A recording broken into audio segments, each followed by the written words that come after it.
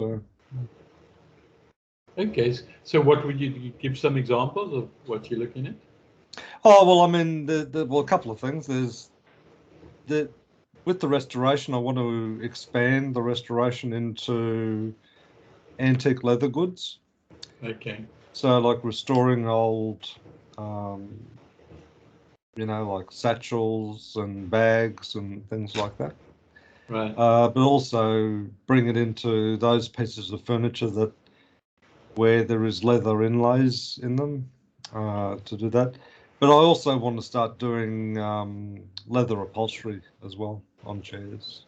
Okay. Okay. Okay. So yeah, so then there's lots of different types and styles of leather and everything. So yeah, no, I'm quite looking forward to it.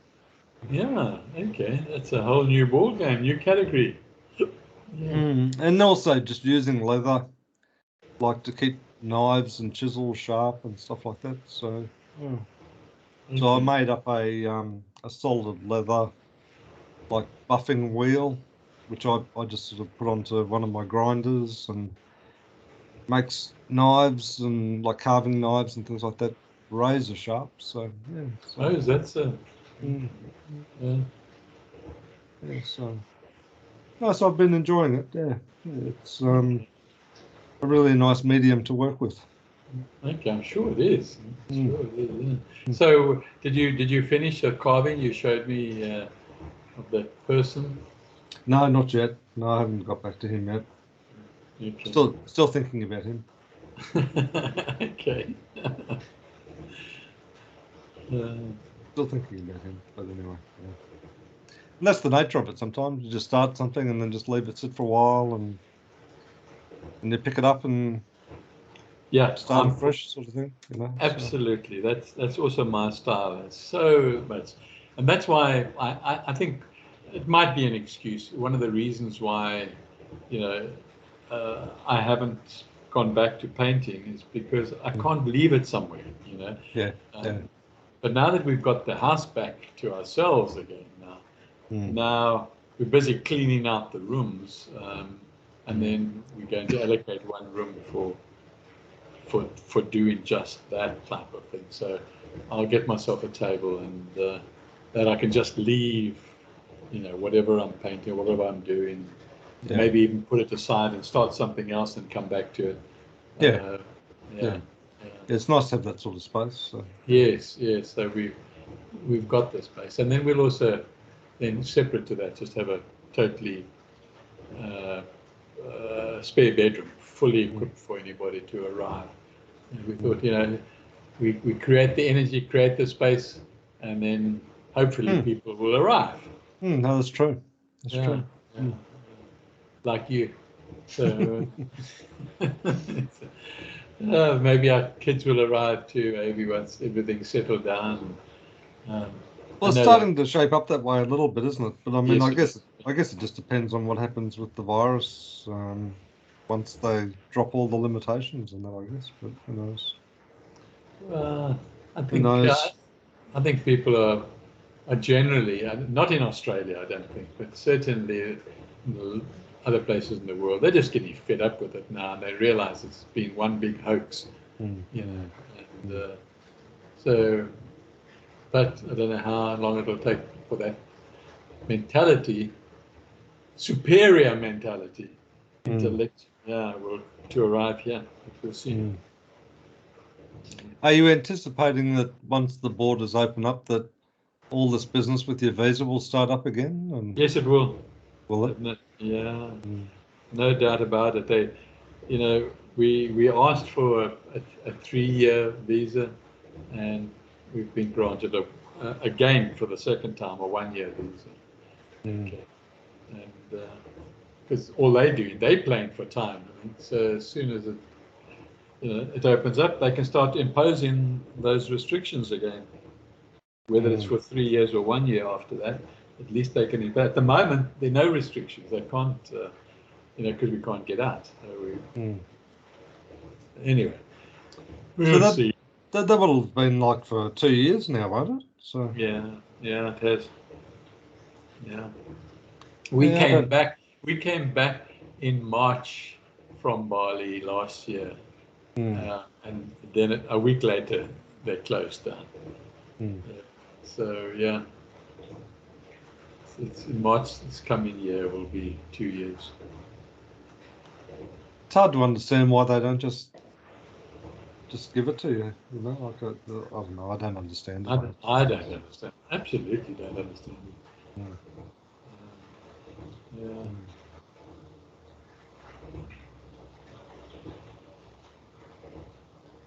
Does South Africa have all these sort of restrictions in terms of access to the country, like they do here, or? No, nowhere near it. No. It's far, far freer, and they also, they've even eased some of the border into neighbouring countries so that people can come and go, with a South African visa. There are restrictions, but at least you can get through and come and go, and it's not a big issue. No, they're not. I mean, even when we arrive, I mean, it's so weird. Nobody seemed to get their luggage inspected or checked on or anything like that when you arrive there. So, no, it's like really hectic here when you arrive. And, it's hard to understand why. I mean, I understand, like, trying to, prevent disease and, those sorts of things. I sort of get all that, but yeah. I don't understand the humanitarian side of it at all. I really don't. So. Yeah. But we'll see how it all unfolds, and we had another shock, today with the dog being ill, and having to rush it off to the vet. We sent a message to Michael, the original dog owners, and saying, we've got to take the vet. You've got insurance, or you had insurance. If you stopped insurance, we've got permission to, if you reinstated, we can just carry on without having all the new restrictions if you take out a new one, which is like you can't claim for 6 months and all the rest of it. And then it just doesn't reply. Phone him, tell him, put things on the, his mother puts things on audio, and he just ignores it. It just ignores it, okay?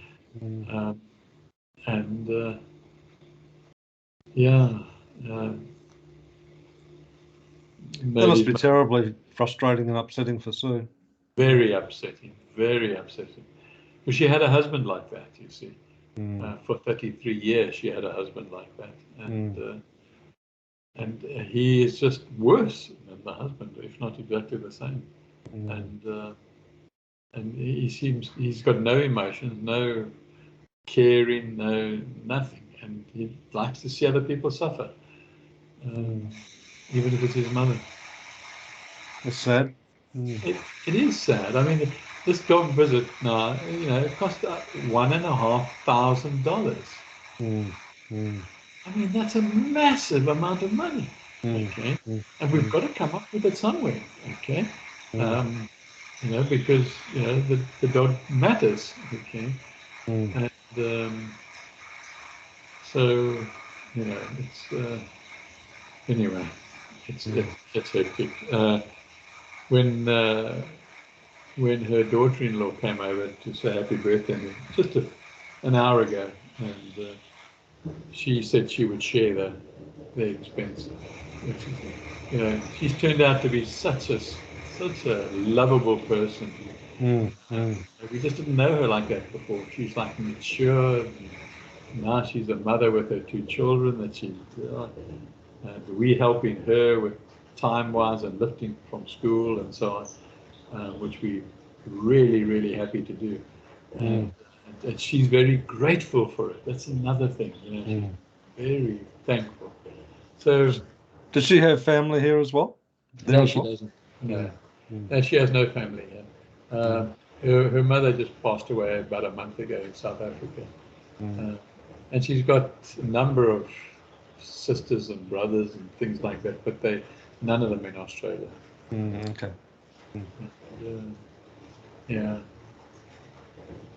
So, Yeah, well, she'd be very appreciative of the support then. Yeah, for sure. yeah, she is. We actually thought after the divorce that she might go back to South Africa because what was keeping her here. Yeah. But now, when she comes and talks to us now, which she does regularly, which is fantastic. She tells us that after she was really down and out because, of her ex being so aggressive and so pathetic, quite honestly, that she just thought this was the end of the world. And then she came to herself and said, no, I must build. I must get back up on myself. And she realized that in the marriage he had, the same as Sue admits to, for herself. So now the daughter-in-law says too, he just drove her into the ground, made her feel pathetic, made her feel like she wasn't worth anything. So that's how she was feeling about herself in her career and everything. And now when she came out of the marriage, she realized how she'd been driven down to become what she had become. And Sue absolutely reflects on that.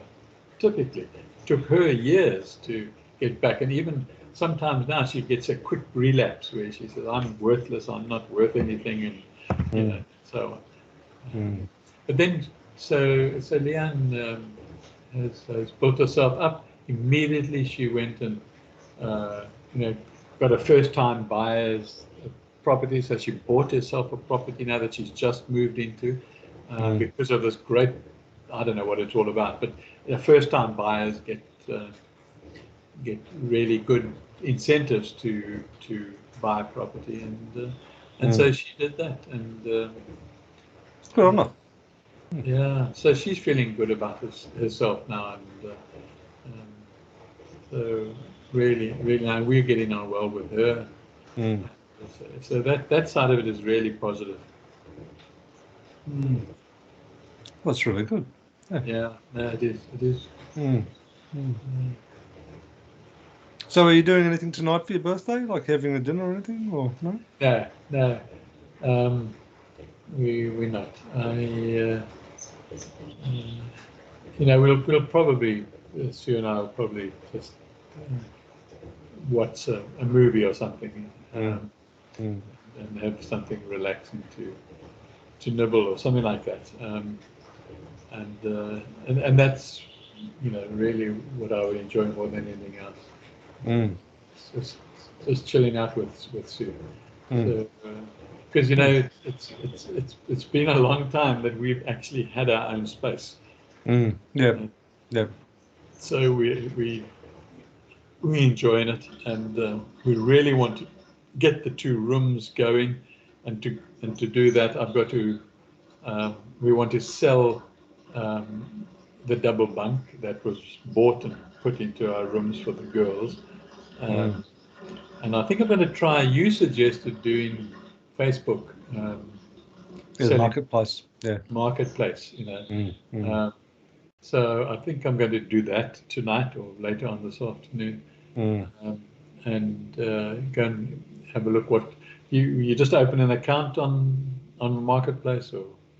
No, well, if you're already on Facebook, Yeah. You just go onto Marketplace and just list things. Yeah. Oh, is that so? And then how does Facebook get its money?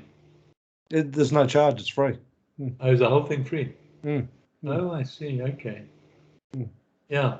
So I want to do because I can't wait to get the rooms back. So the hold up at the moment is the double bunk, because we want to move the double bed that's in the other room that he was sleeping in to become a guest room, and where the double bunk is. And then we're going to use this smaller room. So my suggestion to you is, when you list it, just have good photos. Like put 4 or 5 photos on it. Oh, okay. And just a good description.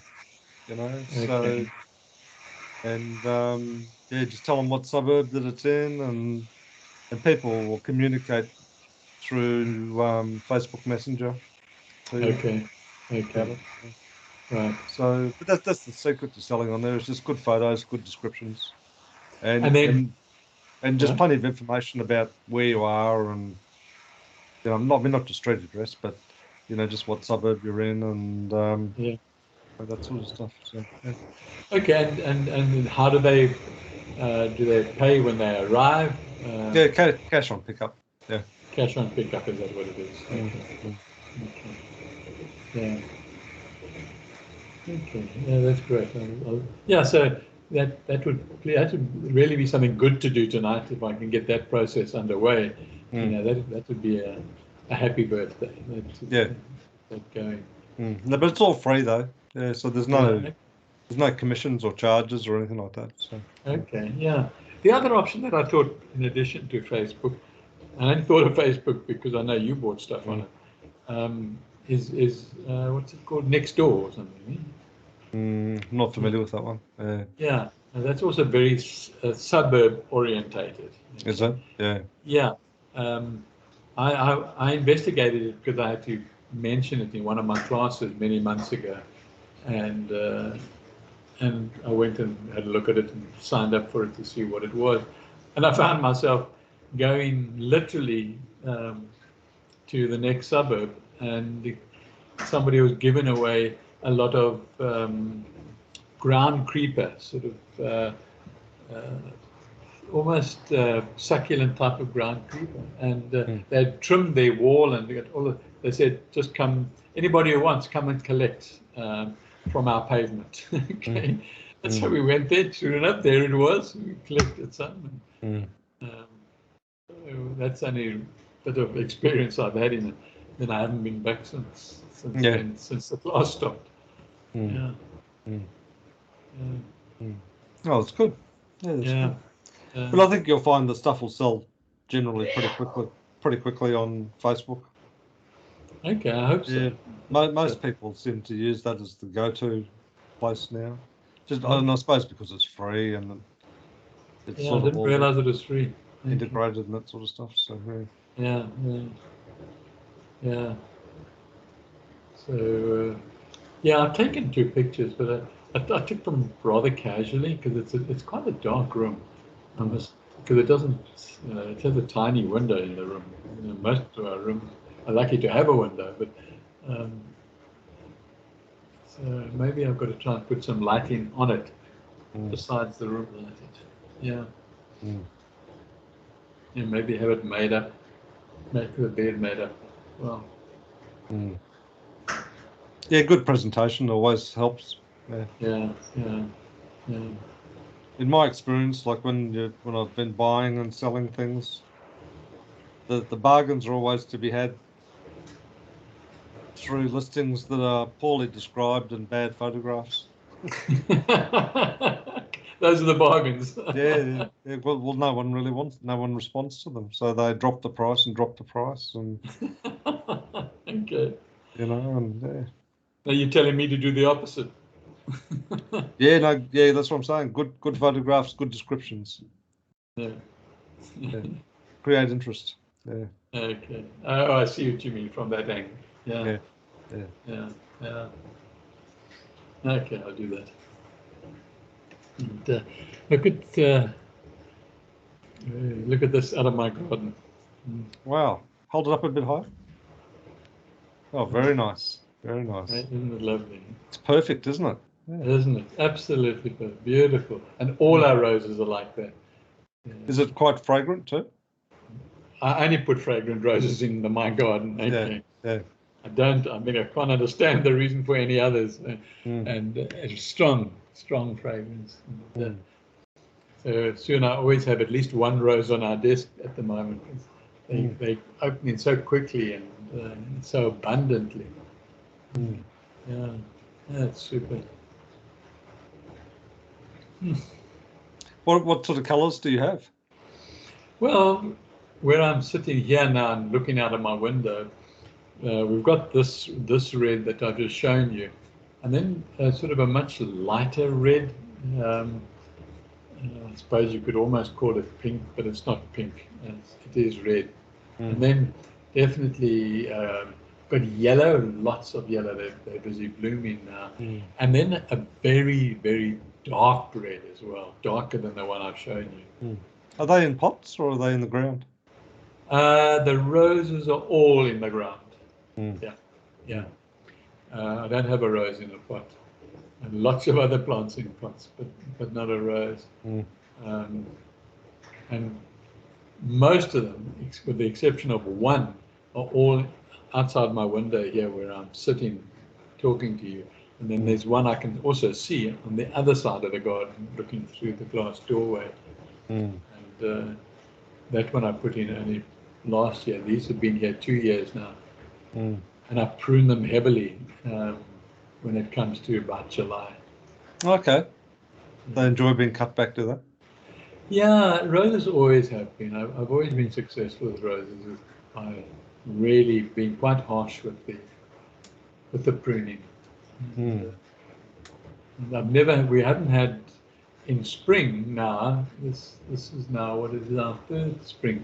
I don't know, really can't recall, but it might be the second. Definitely far more roses now at this time of the year than I had previously. And I was hesitant previously because just wasn't sure, And do they flower through summer or is it just springtime? No, they flower right through summer. Yeah. Well, certainly, Christmas they'll still be flowering, still producing buds. And then they'll continue sort of to just before winter. This the odd one though, it won't be sort of en masse. Yeah, as long as you keep the aphids at bay, then it's fine. Do you find that they suffer from what do they call black spot? That they get that black spot on the leaves. It's a real problem up here in Queensland with them. Yeah, we had our first experience in our first season with that, and so, but also, I'm not sure if aphids eventually cause that black spot or not. But we just make sure that our leaves are kept clean. And then I spray the leaves with vinegar mixed with water. Oh, okay. And that works wonders, okay? Particularly for the aphids. Yeah. Yeah. When you get aphids, then you get ants. Because, the ants are looking for the aphids. So, and they find them and they milk them. Okay. Yeah. But the plant deteriorates as a result of it. Or Yes. they sap suckers, are they, or something? Yeah, they deteriorate, definitely do, because they need their leaves to breathe, basically. Yeah. So you've got to keep their leaves clean as much as you have to with indoor plants too.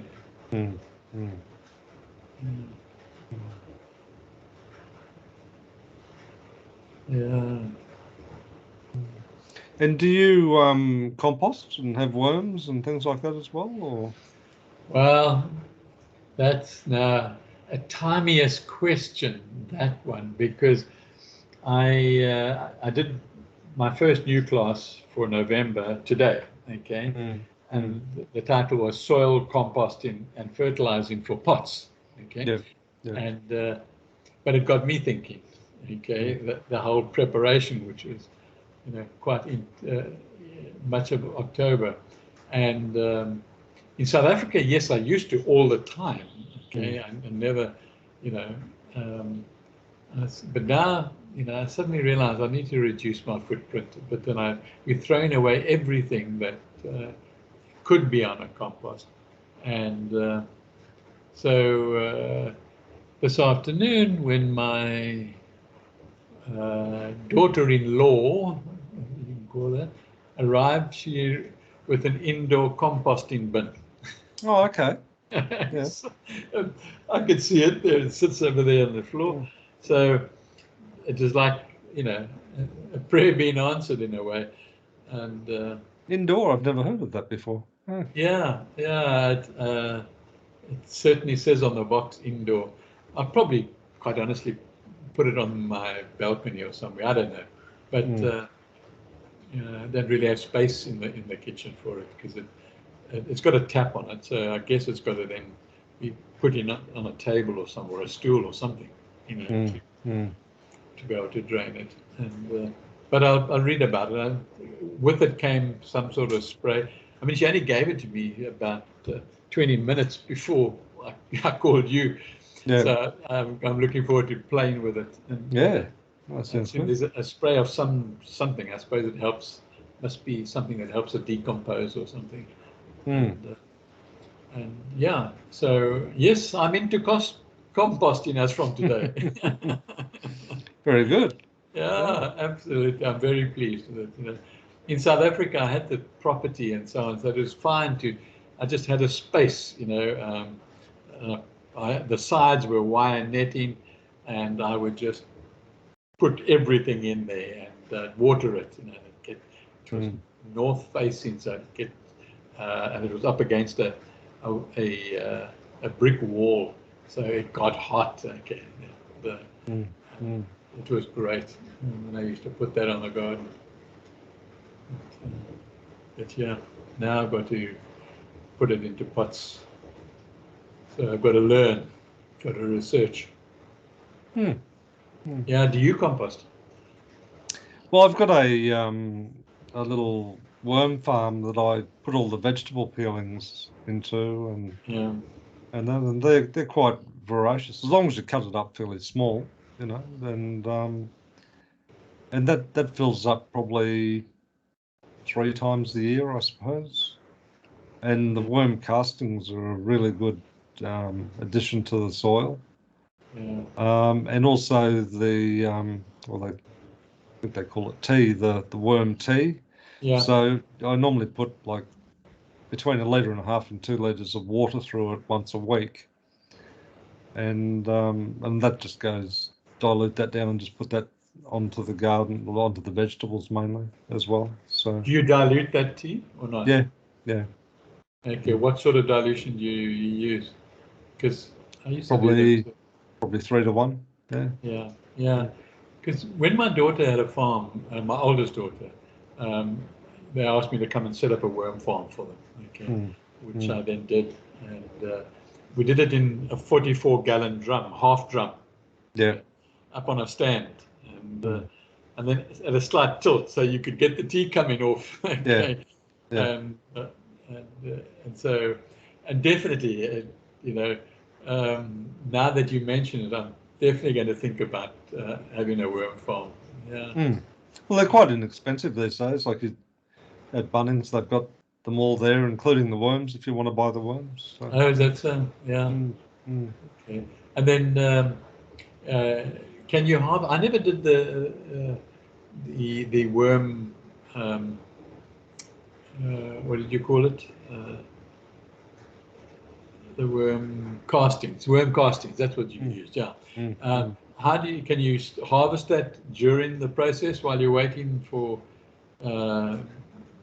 Yeah. Well, the structure of the farm is it's like 3 trays. Sometimes you get up to 5 if you want to, but like 3 trays. Yeah. So as the top tray fills, then you just sort of drop it down one, and then the one that's down the bottom, which is pretty much just pure castings. Okay. You just sort of tip that out and just get any worms that are in there and put them back in, and straight into the garden or into the compost heap, or whatever you want to do with it. So yeah, but it's good soil conditioner though. Yeah. Okay. Yeah. So definitely I must do that. That's what I must do. I must do the worm farming. Yeah, well, it's good too, and I mean, I think they also make one which actually sits directly in the ground, so it's like a sort of a plastic, container. Yeah. But it sits directly in the ground as well, so that I think the idea of it is that it attracts worms out of the ground. From the ground, yes, which it would. So you just put your your organic matter into the top of it there, and the worms just come up from the ground apparently. So Yeah, yeah. That's what happened definitely in the one that I used to have in my garden in South Africa. Mm. Mm. Yeah. The worms seem to do a lot of good conditioning for the soil, you know. So Yeah, now in the garden that I've got now, yeah, that there are a lot of worms in them. Okay. mm. Remember when I first came, it was just sand. It was nothing. Absolutely no topsoil, nothing. Mm. Okay. It was just the soil that you get around here, Mm. which looks like, you know, well, it is sand. Um, and so just with composting, you know, I don't know, I didn't actually keep tabs on it when I first arrived here, but I just kept on, you know, putting compost out. And whenever I planted something, I dug a much bigger hole and I put the compost in there. Mm. And I always kept mulching. So, you know, we've really got a lovely, lovely topsoil. Mm. It's nice. Yeah, it makes a big difference, doesn't it? You know, even just the Yeah. mulching alone, you know. And Yeah, right. with the vegetables, I grow them in above ground beds, you know, so I normally just, well, the frames are very inexpensive. There's a store that sells them, like you can pick up a frame which might be like 1.5 meters square, Yeah. for like, you M- know, $25, you know, something like Made of that. wood or plastic? No, metal. Yeah, Metal. like, yeah, Okay. like a Okay. corrugated. Yeah. Yeah. And yeah, it's really simple to put together, and I just yeah, just put garden soil in them, and you know, as you say, mulch them up and compost them, and you Yeah. know, and when I finish with the crop that comes out of it, like if it's potatoes or corn or whatever, then I just top up the soil and you know, fertilize it, you know, blood and bone or something like that, and Yeah. Yeah. And keep conditioning. do you use blood and bone meal? Um, and have you ever thought about using seaweed or kelp? Yeah, yeah. There's a fertilizer that sea salt or something I think it's called, which is made from Yeah. seaweed, and there's Yeah. also a fish-based one as well, which they make out of. There are sort of a pest fish that's been imported, you know, introduced into Australia, just like a carp. So Okay. they Yeah. turn that into a fish-based fertilizer as well. Okay. Yeah. Which I Yeah. guess is kind of a version of blood and bone, I guess, isn't it? So, Yeah. I would say so. Yeah. mm, Yeah. mm. Basically, the blood and the bone come from beef. I think. You know that's. Yeah, yeah, Yeah. Um, yeah. I'm using the liquid. I can see it here now. Sea salt. Huh? Sea yeah, salt. Yeah. yeah. Yeah. Um, and I, I, I, before this season, I only used it for the lawn. You know, you get Mm, a sea salt for the lawn only, mm, and because you know we put down the lawn, and it took a long time to get going. mm, And anyway, I've allowed it to replace itself with a different type of grass that really wanted to grow. Whereas the mm, one I put down was a very fine, almost a cricket pitch type of thing. I thought I had this visions of nice flat lawn, mm, and that never materialized. But these other grass that arrived, I think the seeds were actually in the roll that I bought, and somehow, mm, and for a whole year I kept on pulling those out, mm. and then end of last summer I said to Sue, I'm allowing it to take over. I'm going to allow this grass to grow. And now it's beautiful, and now I just haven't got enough time to keep it short because it grows so quickly and so well and so green. Mm, And the bandicoots love it. They sort of go in the grass. They're looking for all their stuff. mm, Yeah. mm. Anyway, Sounds like a lovely little micro environment you've created there. Yeah. it is. It's super. And now with, of course, the wild parrots coming in regularly, and the Mm, honeybirds, and mm. yeah, yeah, and the Do the bandicoot. ba- do the bandicoots or any of the others try and eat the roses, or possums try and eat the roses at all? No, Or no? no, mm-mm. Mm, No. Um, I think there's just too much else. I don't know. Mm. Do they have a reputation of eating? I'm not sure about roses, but I know that possums quite often would eat flowers given the opportunity. Well, we haven't had a possum that I'm aware of in the garden. Mm. Mm. So we got them in the forest next door, but they They stay there. Mm. Yeah, they seem to, yeah. Mm. It'd be interesting if I had one. I told you we got the sort of snub-tailed lizard that came in. Yeah, big fellow. Yeah, very interesting. He comes and looks in the window. They'd come inside if you gave them half the chance. I'm sure they would, but so would the parrots. Okay, the parrots hit the window. We've got to try and protect the parrots from recognizing that it's not a thoroughfare. Okay? Yeah. Could they get that? All they can see is, I guess, the reflection of the garden. Yeah, they give themselves a bit of a beating, don't they, when they run into the glass? Yeah. So, Yeah, they do. One knocked itself out. Took about 3 or 4 minutes to come around. Anyway.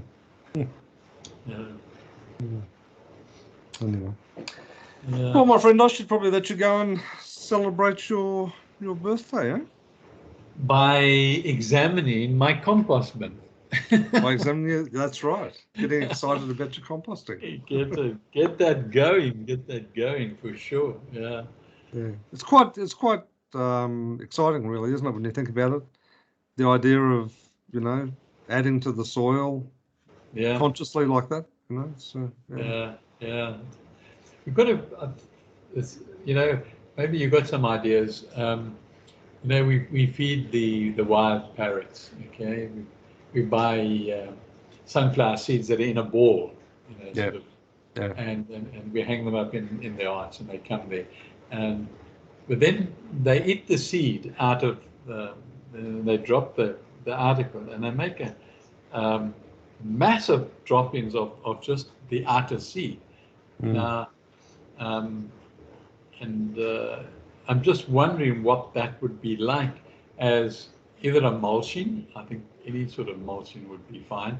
But whether it has some sort of, and that's my question is does it have some sort of acidic or alkalinic properties?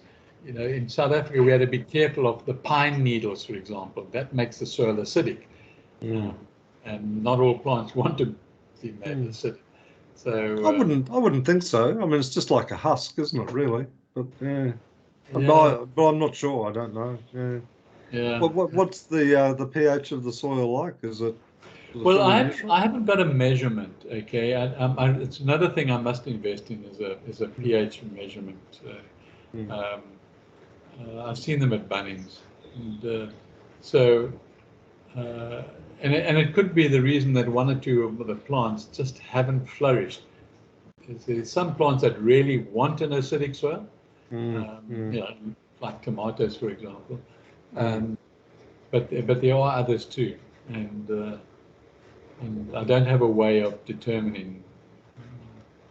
So that must be another investment, I think. Now you get I see. I don't know if you had any experience with measuring pH of soil. Have you? I've got a pH meter out in my front yard. I've had it for years, but I found it in the shed when I was cleaning out the shed, and I thought, I'll go and see what the soil's like here. And it's sort of probably a little bit more alkaline than acidic, I think. Now, how do this particular kit? Is it one where you mix chemicals and water and or is it one you just stick in the ground? Just stick in the ground. Yeah. You just stick it in the ground. Yeah. Okay. Okay. Yeah, that seems like the obvious one somehow. Yeah. I mean, if you wanted to get scientific, I suppose you could go and get litmus paper and all that sort of stuff. But no, this one's just one that just sticks in the ground. Yeah. Okay. Yeah. It's, I'm glad that works because I was thinking of that too. Yeah. Okay. So, and then of course you can stick it in a pot, I guess, and see how. Yeah, that's right. Yeah. Yeah. I mean, I guess it's not you know, minutely accurate, but it would certainly be indicative, which is all you're really after anyway. That's isn't all it? you're after, you know. Mm. You know, is it sort of around about 7, or is it well below 7, or well above 7? Yeah, that's right. Yeah. Yeah. And then this class that I did now with the soil composting, I looked at what to do in my research if your soil was too acidic. Okay, easy to do things, and if something is too alkalinic, what to do. So they're quite practical things I came up with. They're like, just breaking eggshells up and crumbling them up and putting them on the soil, for example. Yeah. Yeah. And then also, anyway, enough of that. It's all a lot of fun, and somehow one's identifying and a lot with nature and working with it. Well, it is too, isn't it? And it's sort of being out in the sun and getting your hands in the soil and all of those things. Yeah, It's just it's what it's all about. Yeah. I agree. Yeah. Okay, well, I guess I got to let you go and do some gardening now. It was too dark for you. Too dark now. Yeah, too dark now. But, yeah. Okay. Okay. Well, you enjoy the rest of your day. Yeah, and we'll chat on Wednesday. On Wednesday. Sounds great. Okay. Thanks, man. Bye. Okay, bye.